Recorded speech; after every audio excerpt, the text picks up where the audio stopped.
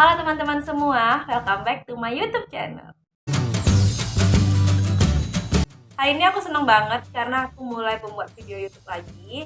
Untuk teman-teman yang udah subscribe aku, yang udah ngasih masukan dan saran, yang udah setia banget di konten aku ucapin terima kasih banyak. Untuk kedepannya aku bakalan remake video aku untuk yang lebih baik lagi dan juga upload video-video bermanfaat untuk kita semua. Oke, hari ini aku niat banget buat video untuk teman-teman nih, bagi yang membutuhkan. Nah, videonya masih sama pembahasannya kayak yang lalu-lalu. Aku hari ini mau membandingkan banget mengenai mahasiswa yang membuat judul duluan dan juga mencari masalah penelitian. Sebelum aku mulai, jangan lupa subscribe dan komentarnya ya. Oke, aku langsung aja bahas mengenai perbandingan tadi. Nah, aku pengen disclaimer dulu, ini berdasarkan experience aku ya. Jadi nanti suatu saat kalau memang ada perbedaan pendapat, it's okay. Ini berdasarkan pengalaman aku dalam membimbing mahasiswanya, terus pengalaman aku juga dengan teman-teman aku, dan juga kasus-kasus lainnya. Nah, kita mulai aja. Oke, kita masuk case pertama. Mahasiswa yang biasanya mencari judul penelitian duluan. Ya. Biasanya pada kasus ini mahasiswa itu udah punya judul lengkap nih sama lokasi-lokasinya, terus sama bab 1 sampai bab 3 atau sampai metopel, ada penelitian.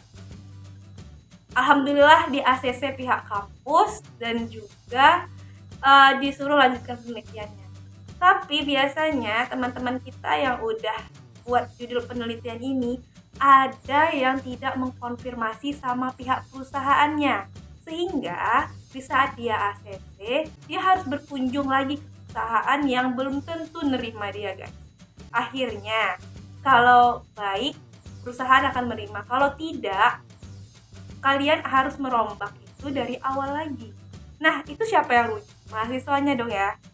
Jadi, itu kekurangan kalau misalnya kita udah punya judul duluan tanpa melakukan observasi ke pihak perusahaannya. Itu yang ditakutkan. Tapi kalau beruntung pihak perusahaan ACC, alhamdulillah. Bedanya nih sama orang yang mempunyai masalah penelitian duluan. Masalah penelitian datangnya dari mana? Dari pihak perusahaan atau dari observasi si peneliti.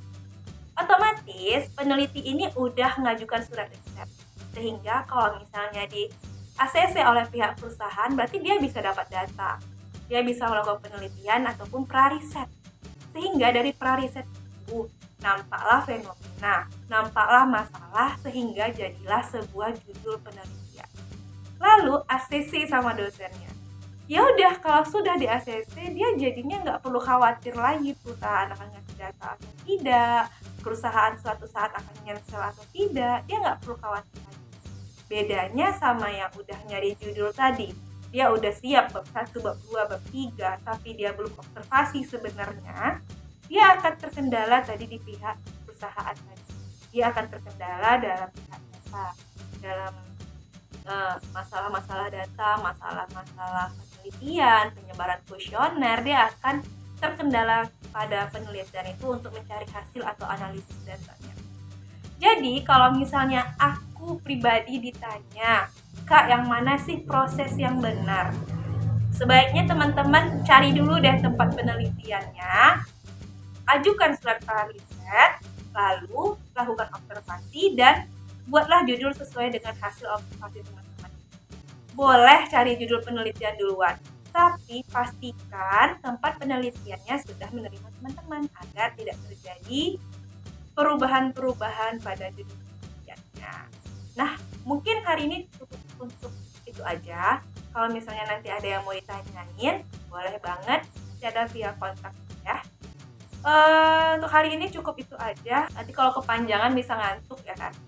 Oke, see you next video dengan pembahasan yang menarik lainnya. Oke, dah.